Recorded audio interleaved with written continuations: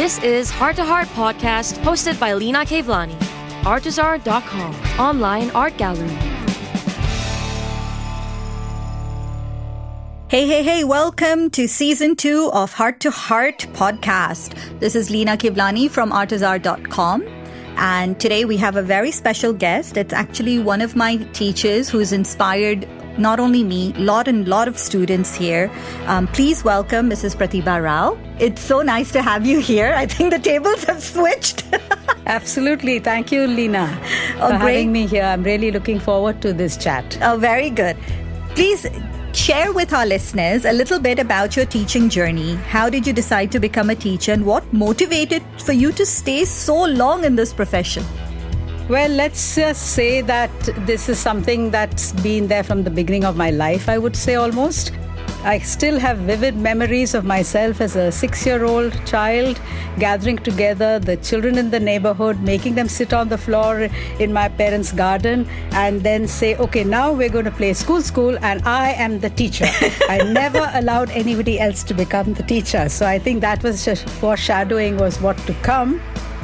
My inspiration came in high school from one of my teachers. Nice. Okay, she was our literature teacher. Her name was Mrs. Gadadhar. She's, of course, no more.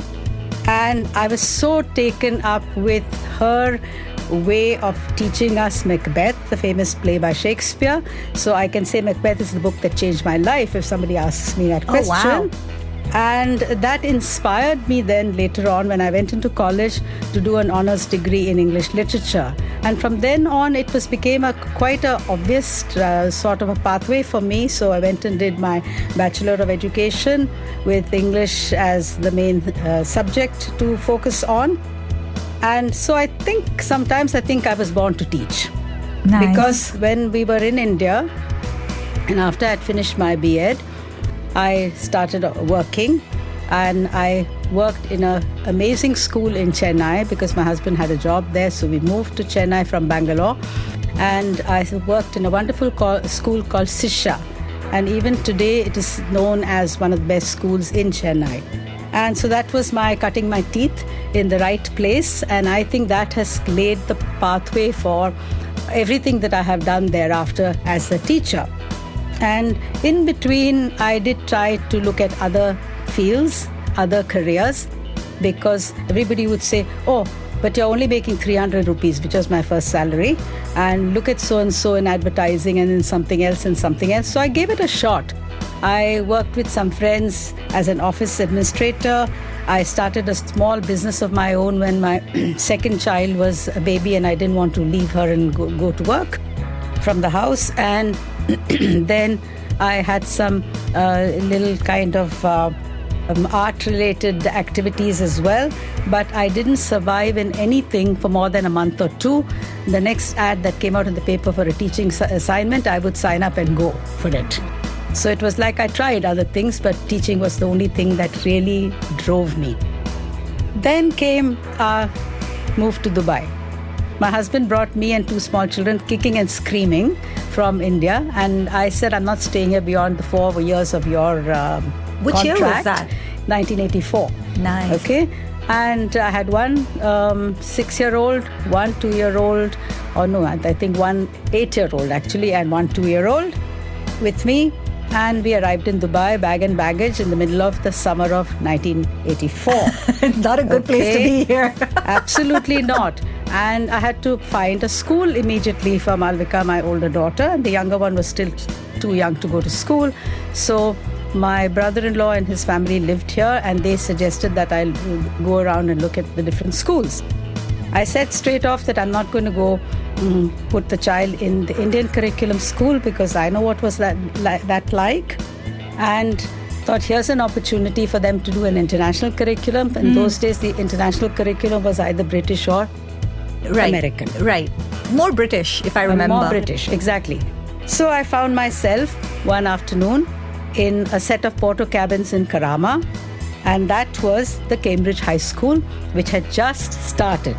Lina, that is the school where I taught you you remember, but in later years. Yeah, but that's what I was going to say. They were in Karama first. They were in Karama in Porto Cabins, and I went there. It was the summer holidays, and there was nobody there except the elderly British gentleman and his elderly wife, and they were the principal and vice principal of the school. And we had a chat, and he asked me lots of questions. And one of the questions was, what do you do? What's your background, etc.? I said, I'm a qualified teacher, but right now, I don't know. I'm just looking for a place for my child. Right. It's too early. We've just arrived. So we chatted some more. He showed me around the place. I liked the feel of it, even if it was Porto Cabins. It was very homely. It made me feel more like, a school in India rather than these fancy high schools. Like almost like 5-star hotels. Right. Though those days it wasn't that bad as it is now. Here I think now schools are looking like 5-star hotels.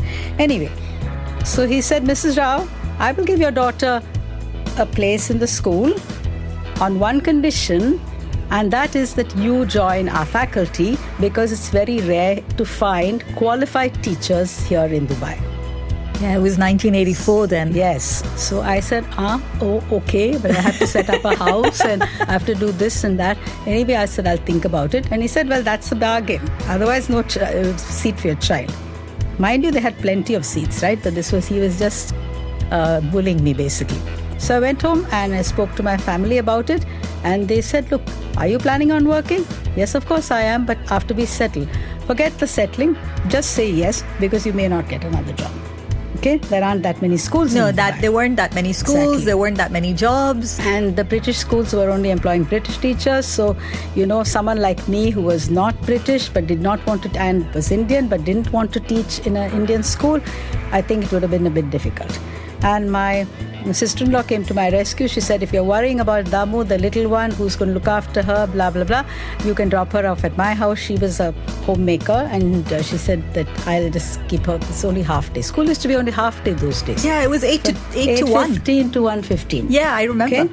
So that's how I got into teaching, jumping in at the deep end of the pool without knowing which direction I was swimming, and the rest is history. Okay, so I have completed 38 years of continuous working in schools in Dubai, and it's 1 year now since I've retired. Oh, wow. And in those 38 years, I have worked only in 4 schools. The first was Cambridge High School. Now it is known as Cambridge International School. Then after that, I moved into the first proper international school in Dubai, as it was called then. That is Emirates International School. Right. The main original branch now referred to as Emirates International School Jumeirah, because there's another branch now in Meadows.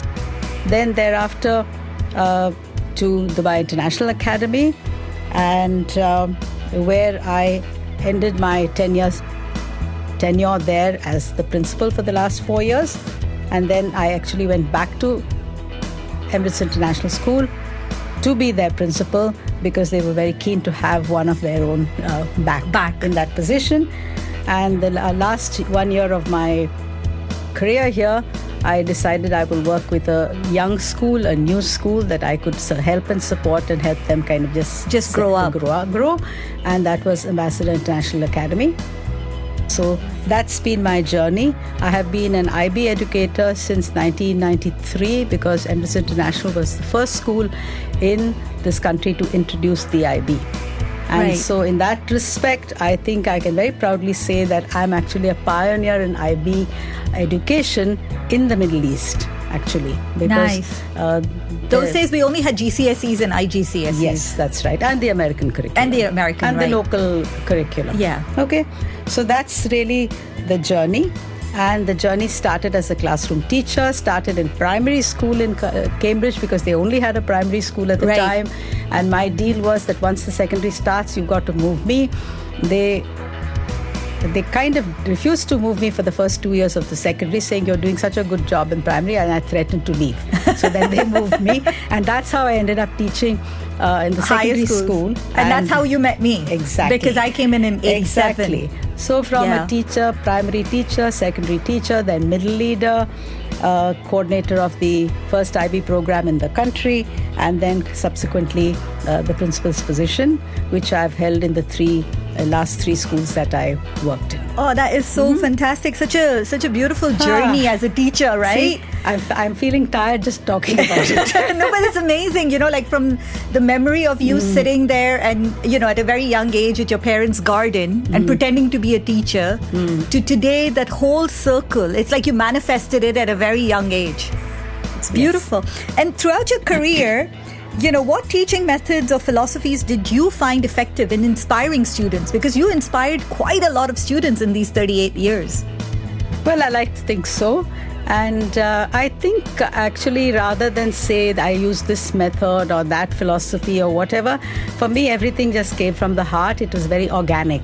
All right. And I think attitude is the most important thing. Today, teachers are joining this industry, the education industry, and I'm calling it industry because it's become an industry, because they just want a job. Teaching is not just a job, it's a vocation. And unless you feel that way, then you shouldn't be in it. It's not fair for yourself and fair for the children as well. So attitude is most important. I believed from the beginning to always put the child first. Any decisions that I made or I appreciated if the school made would be for the good of the children. And my motto has always been no child left behind. So in every class you have a variety of children with different abilities, and you cannot have a one-size-fits all. The teacher has to make sure that the bright children are challenged and the less able children are supported, so that everyone's making progress. So we all kind of elevate ourselves in our own little ways. From whichever starting point you started. And I also used tough love. I used to be friendly with the children, but I tried hard not to become their friend, at least as long as they were in school. Now I have to say I'm friends with a lot of us. With many of the students. But so it was tough love. And you will get support from me, but then you've also got to work, and you've got to stick to the guidelines, you've got to stick to the rules, and I don't mess with you and you don't mess with me. Okay? And the idea was that every child should become the best version of themselves, whatever it might have been. Okay? So the other thing that I always did, I interacted a lot with the other teachers. We used to sit in the staff room. We used to talk about what happened in our classes. Hey, I tried this particular assignment. I read this poem, or we read that book, and this was the outcome. So we were constantly exchanging and sharing best practice automatically without having to go to a workshop. Nice. It was happening in the school itself, right? And the other thing I also always believed was always be honest. Admit if you made a mistake, even if it's to say to the child, I'm sorry, darling, I shouldn't have said this to you, or, oh, miss, you made a mistake on the board, and I never what do you mean I made a mistake? Oh, did I make a mistake? Yeah, actually I did, when I was, sometimes. I remember, not with you, but I remember with Mr. Abraham that happened with me. But, and it never upset me when children were challenging me or saying something that other teachers often considered rude. I remember this, I'm talking about something that was happening more than 30 years ago. Yeah, exactly. To start with. Okay, so, and if I was wrong, as I said, I would say that it's okay, I'm wrong. And then the other thing that you have to be, if you want to keep growing as a teacher and enable your students to grow as well, you have to be ready to learn from everybody, from other teachers, from students, sometimes even from chats with parents. You need to know your students really, really well so that you can give them what they need. And the main thing is you have to show the children that you care for them. Then they will do anything for you. And of course, differentiated learning, as I've said. Yeah. So I might say to one child, you, my dear, don't do the last 4 questions because I just want you to finish the first 4 because I know that child is going to take a much longer time than other people. So these are just little ways you help them when that wasn't a requirement, generally speaking in those days. And then being a lifelong learner came automatically, because as a teacher you have to keep learning anyway, because the world keeps changing and you have to keep abreast with that. Technology for me was a big leap when I moved into my second school, that is the Emirates International School. Oh my God, there were banks of computers in the staff room, and we were all told to teach ourselves how to use them, and it was to scare the hell out of me. Then I had an American colleague who, being American, already knew how to do it. And so the poor lady used to sit with me after school for half an hour, 45 minutes every day, and show me the ropes of using a computer. And so I think that the last thing I will say about, my sort of strategies while teaching was to encourage continuous reflection. So the end of the lesson, so how did it go for you? What do you think could have been done better? And that reflection, they would reflect. Sometimes they would say it out loud. Sometimes they would just think it in their own head. Sometimes they would write it down. Sometimes they would get into a group and just chat about it. And as a teacher also, I would sit back and reflect. So therefore, even though I taught the same books from one year to the next, the lessons were very different each year. Because I would say, last time, this thing didn't work out so well, or this time I've got all those horrible, naughty, noisy boys. Maybe I need to give a different approach this time. So that's the way you make it interesting for yourself, for them, and for the kids as well. Yeah, when you're talking, it kind of brings me back into my classroom days, and it's really amazing that you were doing these strategies that are taught in workshops today, then. Very intuitively. Yeah, intuitively. And I think in my first school, though it was a very small school in India back in the 70s actually, they did follow a lot of these and that really set the practices. base up. That's amazing. It was I think I was baptized by fire over there. And how do you believe education has changed over the course of your career? I mean, you've already mentioned that technology has become a huge part. Yeah. And education now is so rooted in tech versus, especially after COVID. After pandemic, yes. Yeah, I mean, 3 years ago, we didn't expect this. Yeah. And today, 3 years later, those kids they're smart. Of course they are. They're so smart. Yeah, but there's always a plus and a minus with everything. The education landscape in Dubai has changed dramatically, I would say, in the past 20 years. So around the time when you guys graduated from school, many, many things have changed. One important change has been, from my perspective, the growth of international schools via the IB curriculum coming into the city, and more and more IB schools springing up every 5 seconds. And then we have now an educational authority, a legal educational authority over and above the Ministry of Education, which is called the KHDA, which stands for Knowledge and Human Development Authority. And they are monitoring all the schools, including the private schools. They moderate even the fees the schools are charging, and they have annual inspections that have ratings. And there's a standardized framework for every single school to follow, and so on and so forth. And I would say that we're even validating staff now. You can't employ new teachers unless they go and have a little meeting with somebody in KHDA. And they also have a cell in KHDA where parents are upset with the school. They've come to the principal. The principal also hasn't done anything about it. Then they can go to KHDA and complain over there.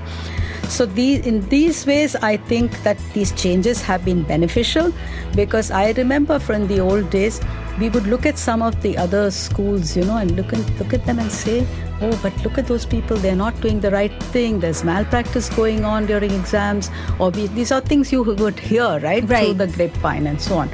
And so I think that the benefits have been there of these changes. And definitely education is more streamlined, and schools can't get away with not doing their job. Okay? Which is amazing. And because parents are looking at the rating of the school before they put the child into the school. Right. And there, I think that is a little bit of a minus point for me, negative point, because every school cannot be outstanding. Every school cannot be very good, but children can be very outstanding in their studies in a good school also. Because it depends on the child and their own and the environment and the teachers, the happiness and the factor and all of that. And I think that one of the concerns I have currently is there are far too many private schools being opened every year, and Dubai doesn't have that kind of population. So what's happening is the parents will take child out of one school. Oh, that new school looks better than school A, so let's go to school B. Then after 2 years, oh, school D is looking even better, so let's go to school D. So I know personally parents who treat this like a shopping mall for schools, which I don't think is because that stability right disappears. Exactly. Absolutely right. And you have to grow roots in the school that you're in. You have got to feel that alma mater feeling and all of that. Yeah, I still do. There, right? I've only gone to 2 schools in my life. Your generation does that, and the fault is not the children's, it's that of the parents. No, I remember when I moved in from Africa, I had a very difficult time in Cambridge. And I think it was just because I couldn't adjust. St. Mary's on the other side looked very nice. So I remember I did 6th and 7th, and then I kept pestering my dad in 8th to move me to St. Mary's. And I did the exams, I did everything, I got in. But he sat me down, he said, you can't run away. Why are you running away? It's the same, there were only 2 schools teaching, there were very few schools teaching that British curriculum. And he said, sweetheart, you'll make friends. You will, if you move from now, even the 1 or 2 people you do know, you will not be friends with them. But if you stay on, you will make friends because you're having a very difficult time from leaving Africa and coming here. Correct. I was not used to these regiments and all. They were very free-flowing in Africa. Yeah. Right? But in Cambridge, it was very regimented. That regiment would drive me mad. I had no sense of, that now it's math, then it's English, then it's this. That's called a timetable. Exactly. I had no sense of a timetable. And in Africa, even though we had a timetable, but the teacher taught whatever they wanted. So sometimes we'd finish math early, we'd go play. Sometimes we would do math later. Sometimes we'd read English. So we had different way of teaching there. Interestingly, that kind of way of teaching is back in trend, but only in primary schools. Yeah, so for me, that really, because I came from primary and I went into secondary. Secondary doesn't happen anywhere. Yeah, so that was the huge change. But I remember once I stayed in Cambridge, then the friends I have till today are those friends. So you're glad you stayed in Cambridge? Oh, yeah. I think it was the best decision he made. And I think so because I know I moved my daughter from Cambridge to St. Mary's because I felt she wasn't being challenged enough, even though I was a teacher there. Yeah. And she did well. And I think she didn't have as much fun as you guys had because there weren't that many activities and things like that in those days. Things have changed. I think Cambridge was one of the pioneers in actually having after-school activities. Absolutely. Anyways, that was good. Throughout your career, how have you seen your students grow and develop? Well, I think for any teacher, the growth and development of students and in their care is the greatest reward, right? I see where you are now, I see where other pupils are now, and then I take so much pride in that academic growth, personal growth, and so on. And I'm so proud of my former students, and I can just say off the top of my head, I know my students, some have become actors in films and theatre, others have become authors. And I know 2 who have become filmmakers, award-winning filmmakers, one in India and one right here in the UAE. There are architects, and in fact, one of them is currently renovating my house in India as we speak. Then there have been doctors, CEOs of companies, and so on and so forth. Sadly, not that many teachers. And I stay in touch with a lot of them, especially now with LinkedIn and social media and Facebook and whatnot, and others that who have their homes in Bangalore and in Dubai, and wherever they have been, their parents are still living here, and then they keep coming back, and that's how I get to see them, on a regular basis. Oh wow, that's amazing. And looking back, is there anything you would have done differently? Actually, it might sound very pompous to say no, but no, I think I've been very happy with the way everything has gone. I have no regrets about anything because by nature, I allow growth to happen organically. I don't push and force anything for myself or for the children. And I believe in carrying out the right actions at the right time and in the right place. It's like a mantra for me. If you can get those three rights to coordinate, together, everything will be fine. And I believe that work-life balance is very, very important. And I know teachers who are now killing themselves and who go to sleep at 12 o'clock in the night and they have hardly even spoken to their children. And I think people have to keep that in mind if they don't want to become seriously ill. And also I've pursued other passions. Even though education is my passion, biggest passion, travel is a passion, reading. I had a book club with a friend. We made a book club that lasted for 12 years. Then I did a lot of journalistic kind of work. Nice. I used to write freelance for Gulf News and Khalij Times and things back in the day. And in the last 10-15 years, I have also joined what is known as the IB Educators Network, so that I do more than just working in my own school. I used to be an examiner, I used to be a workshop leader, and then I stopped that after a while because the pressure of being a principal was there on me, so I didn't have that kind of time. But even then, I continued on behalf of IB to conduct examination inspections as well as evaluation of schools every 5 years, or evaluation the time when a new school wants to get accredited for IB. And as a retired person now, that's what I'm doing. I'm still in that loop of the IB Educators Network. That's amazing. It's not like you've... So it's, yes. So because that education is my passion, I don't want to lose touch with what I've done all these years. And I actually feel it's my mission to use my experience to help other schools and to help children. It's amazing. And teachers often learn valuable lessons from their students. I always say that I've learned so much from my peers, my juniors. And what have your students taught you, and how has that influenced you?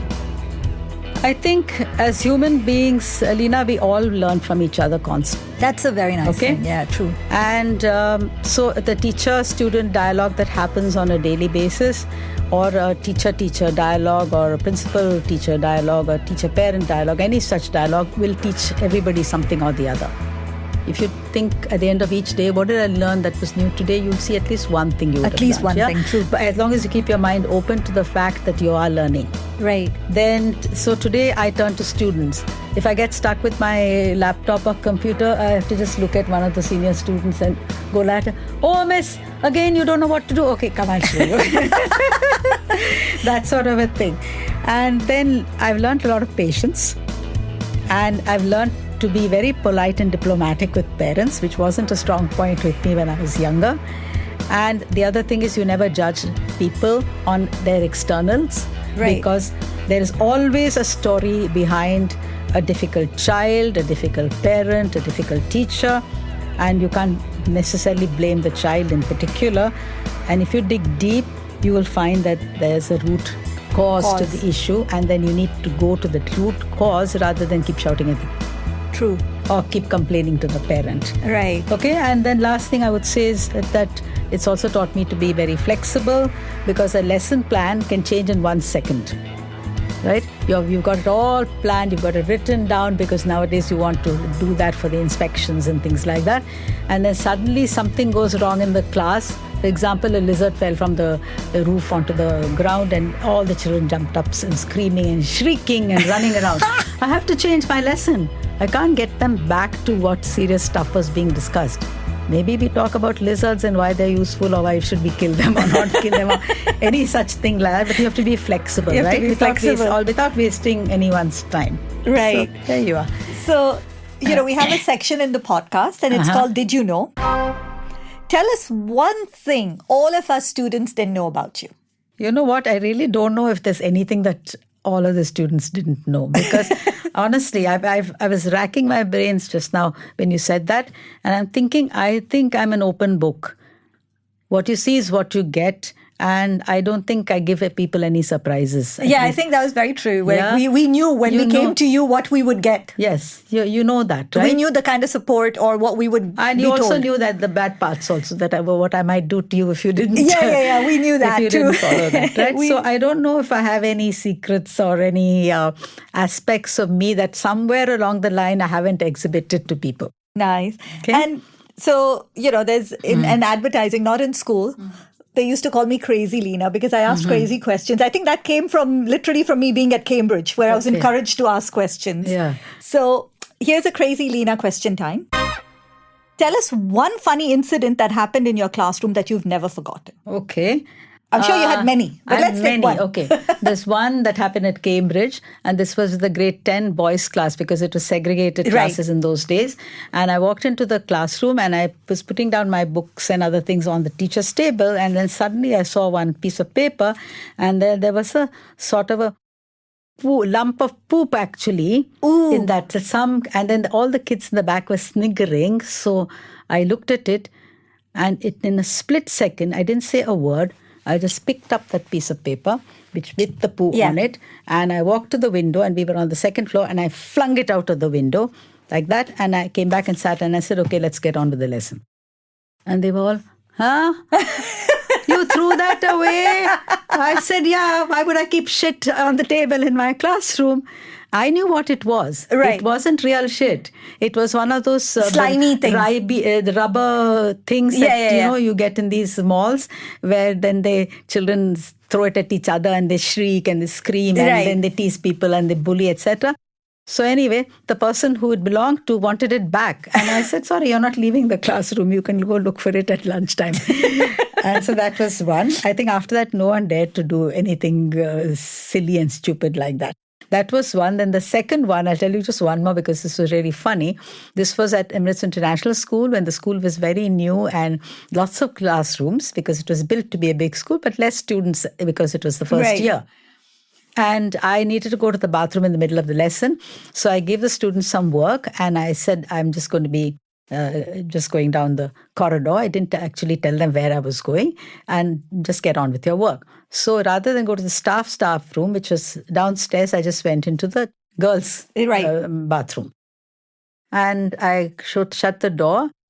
And suddenly the door handle itself came out into my hand when I was shutting it, and I was locked in with the handle on the ground. Oh, wow. And so then I didn't know what to do. It was opening on the top and there was opening below. I wondered if I could crawl out from under or jump from the top. I tried every possible thing. It wasn't working. And I started shouting loudly, help, help, help.